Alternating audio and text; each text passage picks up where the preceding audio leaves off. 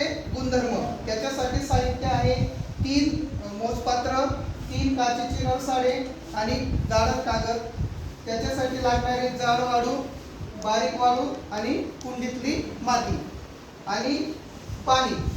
मग आता आपण प्रयोग करताना समप्रमाणावर मुर्द्याचे विविध प्रकार घेतलेले आहे आणि आपण दुसऱ्या एका मोजपात्राने त्याच्यात प्रत्येका याच्यात समान पाणी टाकू.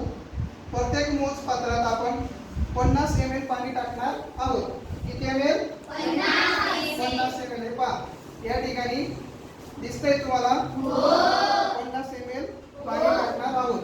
मग सर्वात आधी आपण हे या नळसाळ्यामध्ये 50 ml पाणी टाकू. त्याच्यानंतर दुसरं जे आहे बारीक वाळू या मोजपात्रामध्ये आपण पुन्हा 50 ml पाणी टाकायचं आहे.